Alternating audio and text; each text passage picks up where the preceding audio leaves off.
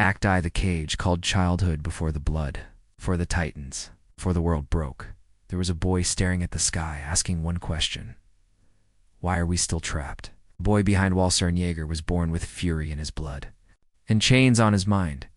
Shiganshina wasn't just his home, it was his cage. 3 walls, 3 layers of fear. The illusion of peace. Preserved by ignorance and paranoia, UN didn't hate Titans because they were monsters. He hated them because they were obstacles. Obstacles to a world he hadn't yet seen, but somehow already loved. If you don't fight, you can't win. Those weren't just words, they were prophecy. The spark of vengeance, then came the breach, the colossal Titan, the armored Titan, and in seconds, the illusion of safety shattered. UN watched his mother die, crushed and devoured. While powerless to stop it, he vowed revenge. But more than that, he vowed to destroy every Titan, not just for justice, but for freedom. His friends thought it was noble, but deep down, Eren's fire wasn't righteous. It was desperate. And desperation, history tells us, breeds monsters. Joining the Survey Corps, fighting Shadow Sauron. As path to power was a blood-stained uphill sprint, he joins the Survey Corps not because it's safe, but because it points outward, beyond the walls, to the truth, to the enemy, to the wild. But truth doesn't just illuminate, it corrodes, because what undiscovers beyond the walls is not. Liberation, its layers of oppression stacked on generations of lies. The Titans were never just monsters. They were manipulated weapons and humanity. It was bigger, uglier. C-R-U-E-L-E-R. As UN grows older, his definition of freedom begins to warp. At first, it was about seeing the ocean, then defeating Titans, then defeating Marley, then using the Titans, then eliminating the enemy, then eliminating everyone. The line never moved. He did, and every shift came not from power, but from pain. This act sets the groundwork for core questions. What is freedom without empathy? Can trauma justify global retaliation? If pain chooses your path, did you ever have a choice? Eren's childhood wasn't tragic because of Titans. It was tragic because he tried to fight fate, and ended up building a new cage out of bones and fire. Asterisk, asterisk, Act 2. The revelation and collapse. He wanted answers. He found horrors, and when the truth surfaced, so did a new Eren Yeager. The world shattered not with an explosion, but with the click of a lock. In Grisha Yeager's basement, the truth wasn't just history. It was betrayal. Titans weren't divine punishments. They were man-made. The island wasn't the last hope of mankind. It was a prison camp. Marley Eldians. Global. Propaganda. Un didn't just learn that monsters came from men. He learned that he had been manipulated since birth, by his father, by memories, by blood, and now. Armed with knowledge and rage, the question changed.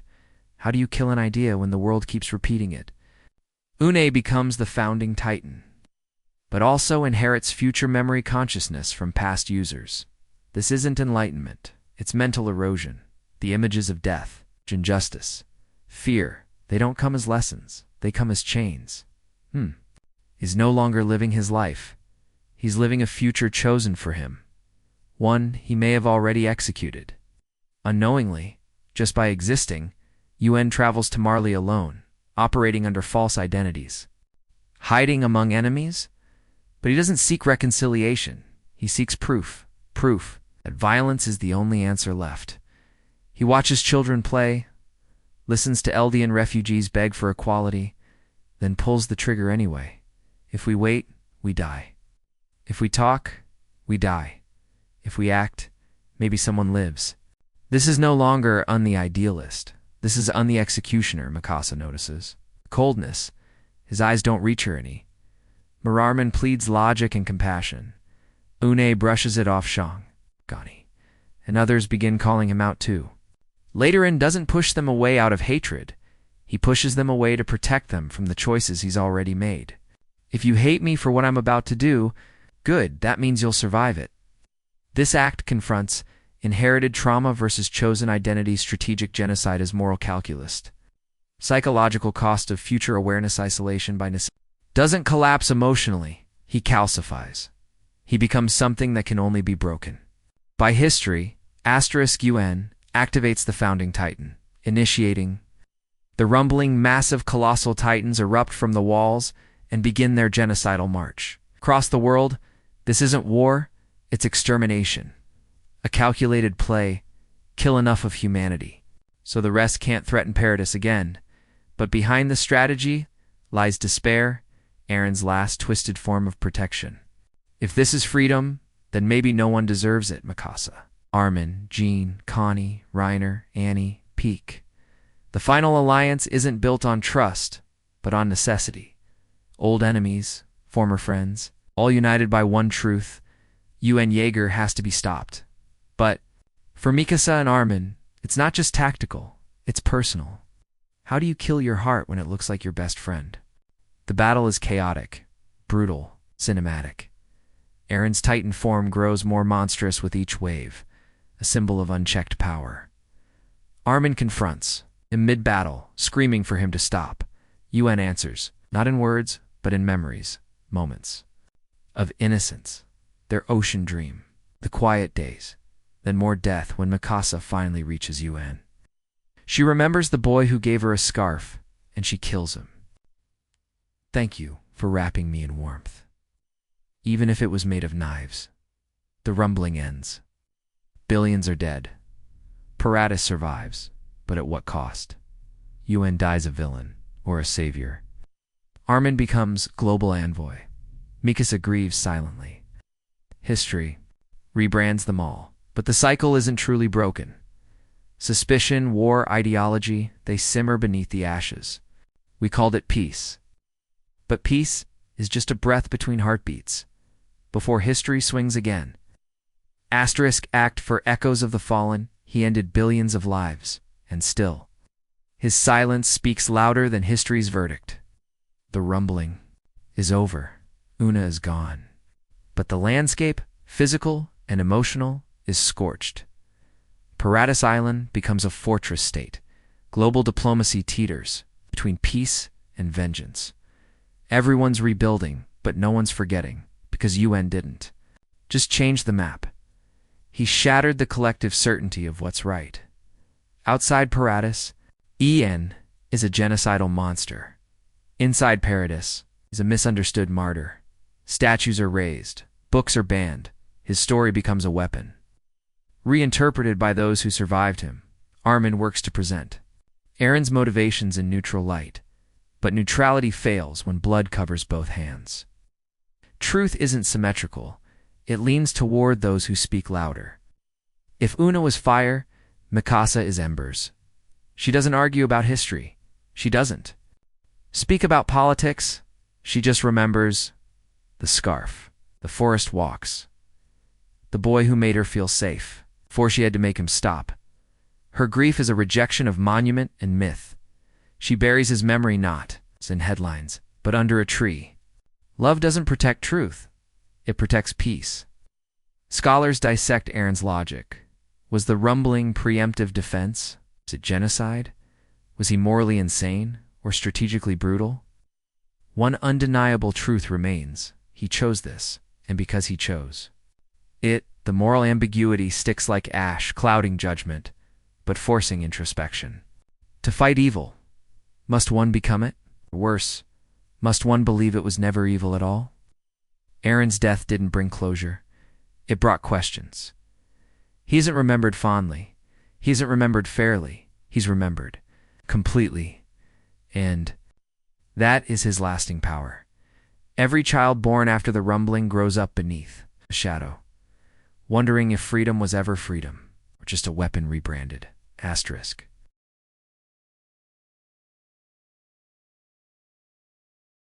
The mirror of humanity, Eren's story across Tamarin, isn't unique. His story lives in every civilization. The boy who dreams of freedom, the soldier who breaks the cycle by becoming it.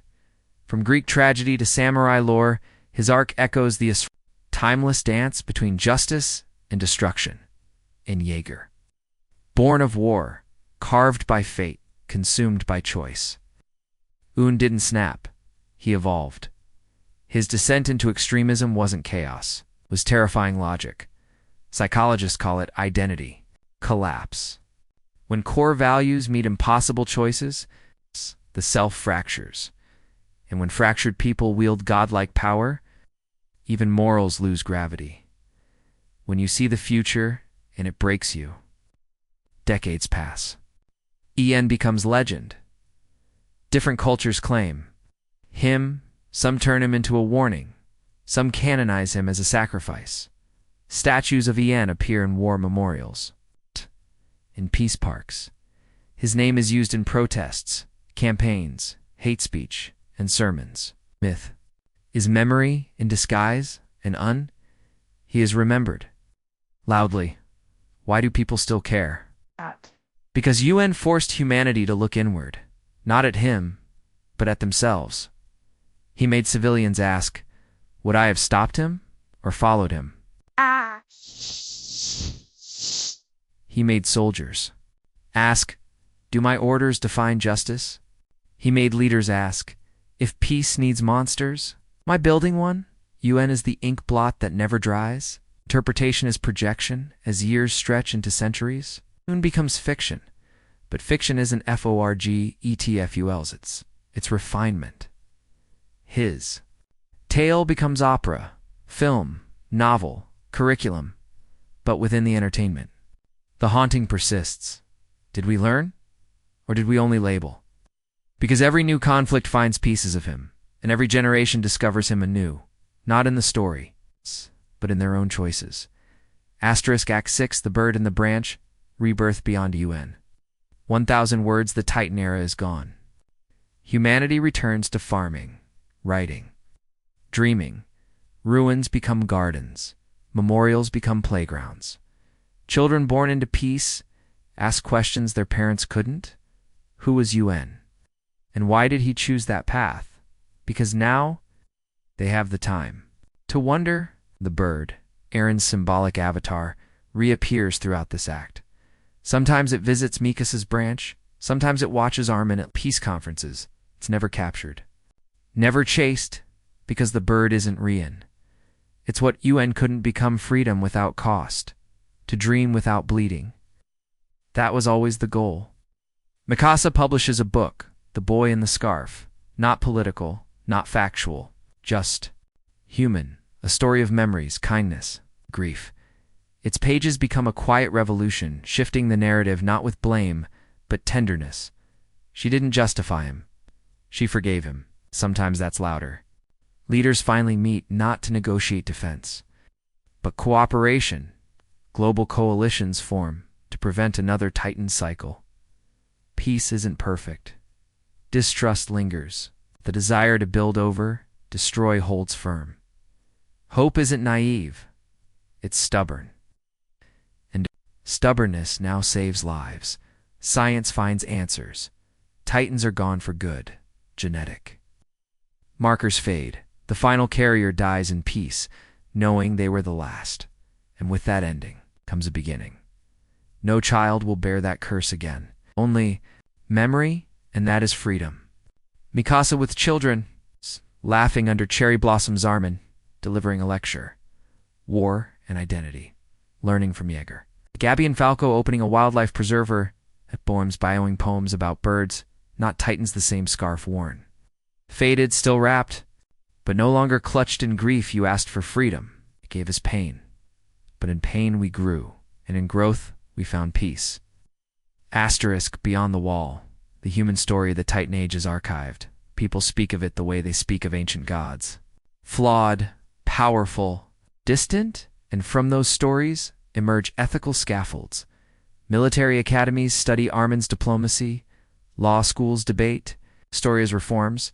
Philosophy departments teach the Yeager paradox. When right becomes wrong, does wrong rewrite the map? Artists begin painting what history can't express. Musicians turn the rumbling into requiems. Filmmakers reenact Titan battles with actors not as thrill but tragedy, and in these expressions, Humanity processes the chaos, not to glorify, but to understand. Art is where our grief performs and where truth auditions. Marley and Paradis become partners, not through forgiveness, but accountability. They co-author textbooks, exchange diplomats, host annual forums on moral reconstruction. They're not perfect, but they're trying. And trying is humanity's rarest miracle. There are no clean pages, but there are honest ones. Armin writes the last chapter in their shared history, Beyond the Wall. It doesn't focus on titans. It focuses on people, on fear. On contradiction, it becomes global curriculum, and it ends with one line. We were monsters. We were heroes. We were human. The screen fades to black, but one final voice echoes. There will be another boy who dreams of freedom, another girl who loves, another war that tempts ruin, and another story waiting to ask what kind of species we want to be. And just like that, the bird returns. It doesn't look back. It just flies.